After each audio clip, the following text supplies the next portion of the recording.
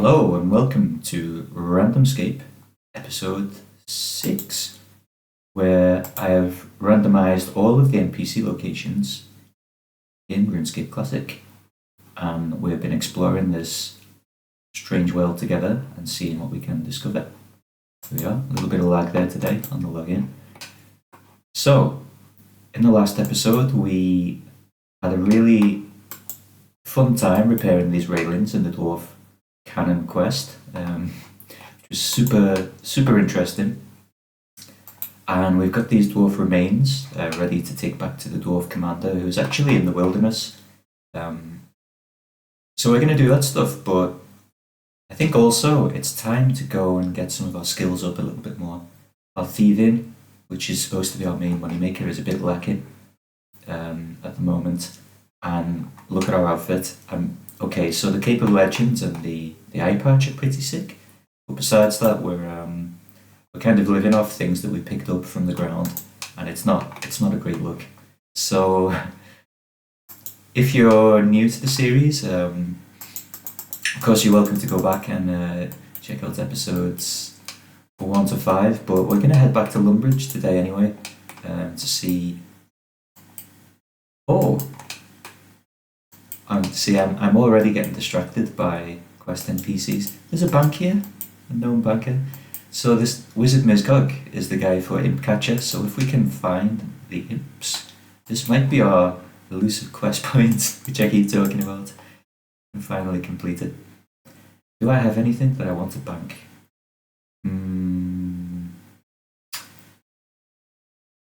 Not really. I'm going to put in 1 GP because that'll save our first slot for GP, and I just like that, you know what I mean? It's just nice. I'm not going to get distracted by going up to check out the waterfall NPC. We're going to head straight this way. So to get back through down to, to get back through RD to Lumbridge, back through the wilderness. Sorry, we're going to pull the lever down there. However, I've just realised that we could really do with getting a lap done on the agility course to get our 15 agility that we need. So actually we're going to let ourselves be distracted and lured into the potentially very dangerous gnome stronghold here. Who have we got hanging around? Hadley, some skeletons, Philip, or spooky ghost? We're actually on the lookout for ghosts because can we range from this? Oh, no. So, a few episodes ago we got a maze key and got away into Melzar's maze. A ghost is one of the NPCs that can drop a key to another floor. So I want to check if this is the ghost we need before we head north and into the Agile Arena. So I'm going for a different pace on this episode because we're kind of stuck in the early mid-game without training any of our stats here. Dropped nothing. Okay, that was not the ghost we were after. The little gnome is busy at the moment. Oh man, you tell me we've broken access to the... Okay, so unfortunately agility is locked out. So unless I can get creative, when we're gonna have to come up with a way to get through here, because the little gnome has been moved. We can't do this little mini interaction, which would get us in. We may have to cheese our way around this one with admin commands. Yeah, I'm not having this, so I'm gonna pause the video and figure out what to do. I'll be right back. Okay, we're back, and we have magically teleported through this impassable gate. So now we can get on with our lives and pretend that never happened. Skeletons are dangerous. So as I'm going through this adventure, oh holy smokes, we're out of prey. Need to remember to tap an altar on the way past somewhere. Which... Oh yes. Okay, this is good for our thieving. I think we've accidentally come to the right place. This is a very determined skeleton. Hopefully he's going to leave us alone when we step through here. Yeah. No way. This area. Yeah, so I'm making notes on how I can improve the randomizer. The dream is that everything will be completable in the end. So it should be possible to complete Legends quest, every quest in the game, without anything being broken by NPCs being moved into the wrong locations. Damn, this is fast. We're playing on 100 times XP, by the way. It's also slightly dangerous because of this skeleton here. I'm going to do a couple of laps just while I chat. I want to kill those goblins too. This is sick. So there's now like, these are what we need to train Thieving right now for probably the optimum kind of GP XP split. I'm gonna kill these guys because one of them might have a key for the Melzar's maze like we were talking about. No, probably not this guy either, but he's going down anyway. Yeah, so I was feeling that we need a little more progression in our account. We need to take advantage of some of the training methods rather than just tour the world and just trying to survive our way through it. Getting some agility levels is definitely going to make things more interesting because we'll be able to use now the bank in Edgeville dungeon, which is over the rope swing, past where there used to be red spiders, just past there. Those are now the Demon Halcyon from the Underground Pass, and there's blue dragons where the Chaos Druids were, which is a pretty sick spot right next to the bank, so looking forwards to that too. So I hope you don't mind chilling with me for a couple of laps while we just knock out a few agility levels.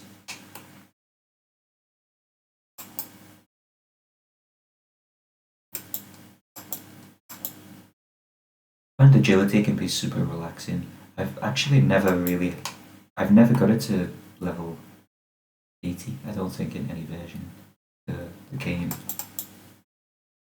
It's not my most trained skill, but when you just want to kind of enter a meditative state with your brain and just switch off, it's kind of nice to just rotate your camera, do your clicks, and just tune out sometimes, don't you think? We'll probably call it after this lap for now.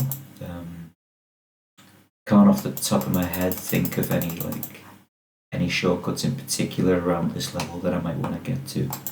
So we've definitely covered a few of them now, so we'll explore the rest of the Grand Tree area up here, and then we'll get on our way back to we're going to head down, pull the lever, take a different path down through the wilderness, do some sightseeing, and see how we can get on with the Dwarf Cannon quest. Someone recommended on the Pisonius K commented on my last video saying that I should pop up and down ladders more for the gamble, to roll the dice and see what's going to happen. So I'm going to do that. I think I'm in the place for it, right? This is the land of ladders. See who's the king. This is really dangerous. No Terrazzo from the bandit camp. Huh. Okay, not too spooky. I don't think we can twist this until after the quest, right? Yeah. Okay, let's head east first. Exploring the Grand Tree. Here's Gertrude. While we're here, we're going to start the quest just for the sake of it. She's distressed. It's kind of dangerous up here. We've got high-level skeletons, ice spider over there.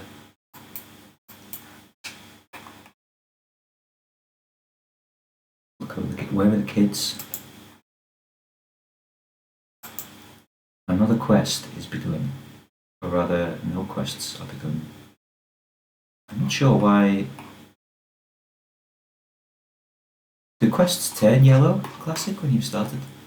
Or am I imagining things? Because Maybe something's not quite working right with the way the server's configured, and I've confused it with my antics.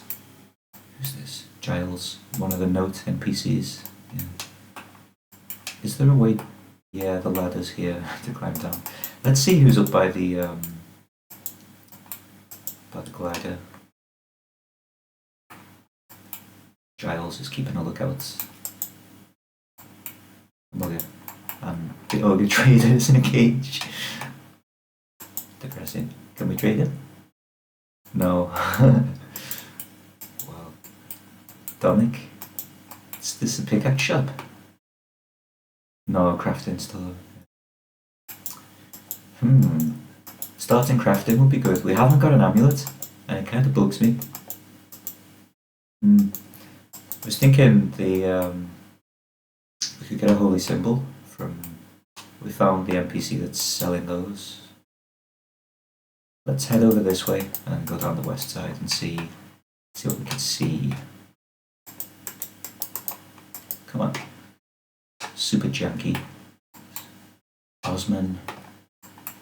Hadley. Guido's wife. Guido's wife, that's Plague City quest, right? She let you into the back room. Frank Sinclair. Imagine how annoying the Murder Mystery quest is when every member of the family is like hiding like this. You have to quiz them all and get their fingerprints. It's going to be seriously annoying. I think I'm going to make a note of that. There's another one that's super cursed, the sheep herder, the plague sheep. Like, how are we gonna poke that with the prod thing and get it to come back to down? That's another one where I need to make sure that the randomizer doesn't totally break the quest. I'm still trying to figure out, I'm identifying lots of ways where quests can be totally broken or not fun at all by randomizing them. I was hoping to learn, like, what makes quests, like, what aspect of randomization could make quests fun? Because I imagine some quests where you have to pass through a dungeon, like Waterfall, for example, inside the waterfall, or Underground Pass especially, there's lots of attackable NPCs dotted around, and I think that is going to make for an interesting experience itself, because obviously the requirements of how dangerous the dungeon is to survive will be totally changed, and that's cool. But I mean, those are not strictly quest NPCs, right, that you're randomizing, so I wonder, like, in terms of randomizing quest NPCs, is there any way to do it and make it fun, not just tedious, or make the quest annoying, more difficult? Can you get onto the gnome ball field? Because the hero has replaced the goalie, I think. We would like to be able to pickpocket him.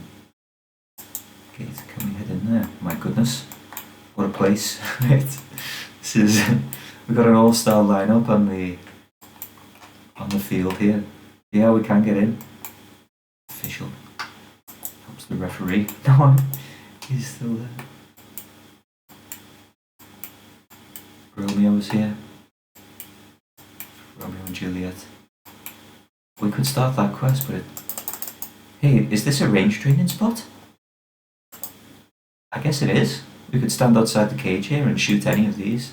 Yeah, that's pretty cool. I wanted to keep a lookout for a range training spot. The gate auto closes as well, which is kind of useful for a range training spot, so that we can't escape. Okay. So the gate is rangeable at least. Okay, kind of disappointed. It looked like I couldn't shoot through the fence there, but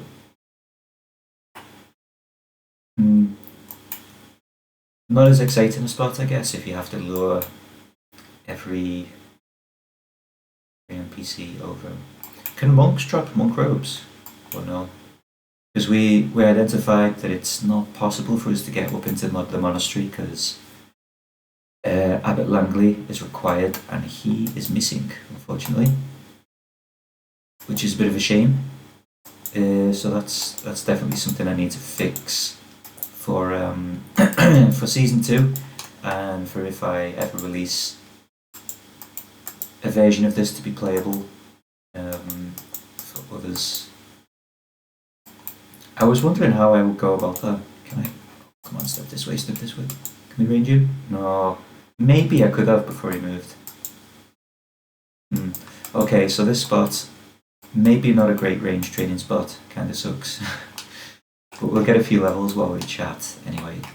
And then I'm going to remember to head back to the gnome agility field where we were training agility, and use the warriors there to get some Thieving XP. I hope you don't mind that we're doing a bit of a training montage and chill in this session as well. But I think if anyone's watching along the episodes, we're up to 6 now, it would be nice if we had some character progression, right, to feel proud about our achievements, how we've adapted to this strange land that we find ourselves in, to use strange training methods such as this one. Yes! Perfect, that's a Melzar's maze key. Excellent. So I think it's rats on the bottom level that we would need to get, but that's definitely useful. There's a customs official here, which means there's a teleport to Karamja, as long as you can do it without being interrupted by any of these NPCs, which is kind of cursed. This is cool. We haven't been to Karamja yet, partly out of fear that we'll get stuck there, but I guess it's become an accepted thing, like that since the last episode, that the series doesn't end when we get soft locked, because I mean, I'm the admin of the server, so I can just whack on admin rates to the account quick and rescue ourselves. So we will be headed to Karamja one day soon, but it's not calling us just yet. Yeah, Farmer is another. I always forget about this one, but it is a Thieving NPC, second lowest level one, right? So, and it looks like we can, yeah, relatively easily get a couple of levels in over in this corner here, which is pleasant. Also get a view of what's going on over by the swamp.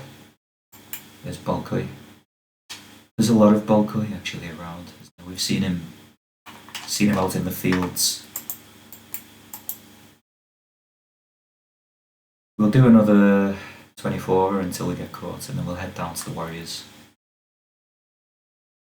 488, 7, 6. We're getting 9 GP per pickpocket, which is it's not nothing. We're getting closer to buying an Addy legs or something. Eh? Okay, so I think it's time for us to kill this guy and head down to the warriors.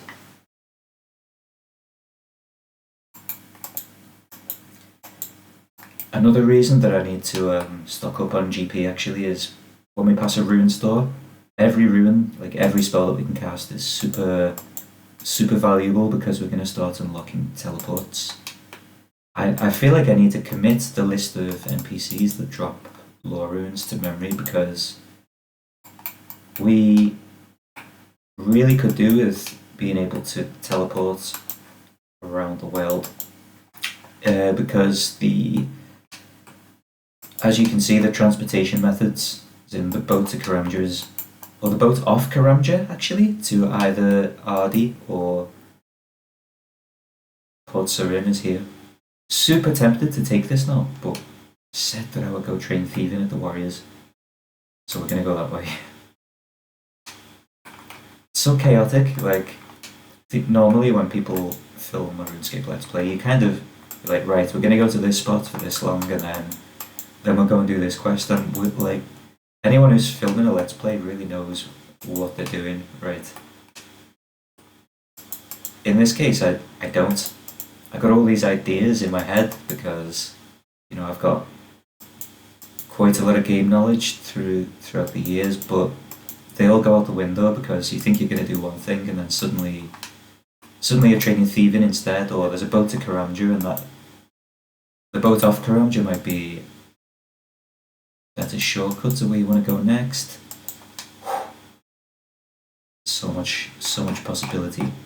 Hopefully we get a decent success rate on these. What kind of GP are we talking here? 32, 18?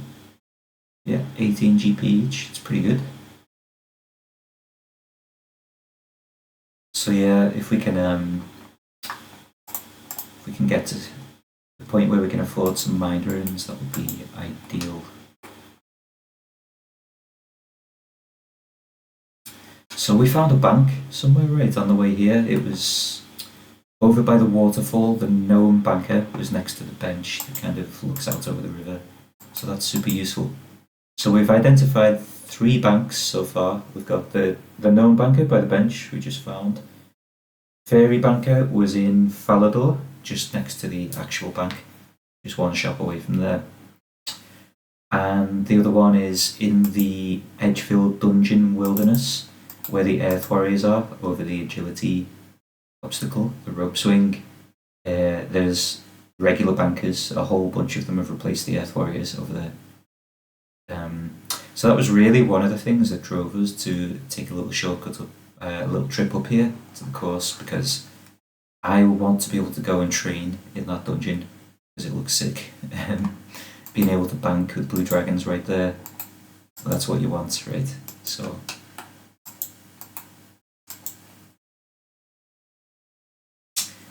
it feels like I've started this episode saying, yeah, the main objective is we're going to go do part of Dwarf Cannon. And once again, the world has proved too interesting and we're up here training. Maybe I should just stop announcing a goal for the episodes. You've got to have goals, right? But we've got to take the world as it comes.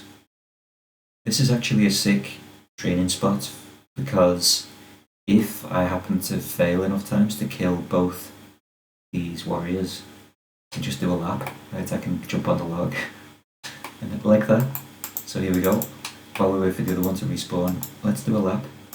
Super curious to start Hairblower as well, because with 100 times XP rate, I feel it's going to be quite rewarding, especially when we can make our own prayer potions, which will be quite useful to help us survive these lands. So looking forward to that. Just hit 40 agility. Pretty cute, looking good. Practicing our rope swings for when we get into the Edgefield dungeon. I don't really have a rule about the episode lengths. I've been trying to hit about 20-30 minutes for each episode, but I'm feeling that I may start to overshoot that considerably, at least on days where I have time to spend at the computer, or like today. But that's okay, right? We don't mind chilling for an hour. Can watch 30 minutes. Like, that's what I do with Twin Rover. He's got a 2001 Let's Play, which is going on at the moment. It's super relaxing. So I watch them and like just pause and pick up wherever I was up to. It's like a podcast, you know. Just chill out, come along for the adventure. Speaking of which, I'm enjoying making these long format videos, but I was thinking also of maybe making like some shorts of the coolest things that we find, kind of spread the message, because the basically there's, if we think of the like the Venn diagram of my viewers, right, there's a section of people who are like just love RSC and will interested in any content that maybe, you know, follows someone else sharing their passion for the game. And I think to all of you guys, thank you very much for watching. You know, you're kind of my core audience, but there's also maybe like randomizers, randomized things in games, doing challenges with that is maybe like it's definitely a hotter topic than RuneScape Classic itself. So I think that maybe some people who are aware of RuneScape, like RuneScape, maybe play the other games, but are aware of randomizer challenges and think that's kind of cool if it could be applied to RuneScape. They don't necessarily want to watch long format videos. So I was thinking if I make some shorts, could be a good way to attract some more viewership and sort of spread awareness of what we're doing here with the idea of randomizing RuneScape Classic, because I think that's definitely something that has a broader appeal than I'm managing to reach right now. Of course, I've only just started making videos again after a break of 5 years at least. So, and I don't expect. I think the audience for RuneScape Classic stuff is kind of small, Anyway, we're up to 43 agility. I think now would be a good time for me to stop this episode. I think where are we up to? We've got 1.5k, which is not to be sniffed at. We found one of the maze keys this episode, which I will soon bank at the gnome banker, which we located at the down by the waterfall. Next episode, we're going to pull the lever and head back down through the wilderness to the bandit camp and try to do the next step of dwarf cannon. So I hope that you're enjoying these episodes. I know I'm enjoying recording them myself, and I will see you next time for episode 7, where we will magically teleport to the other side of this gate and continue with our journey. Thanks for watching.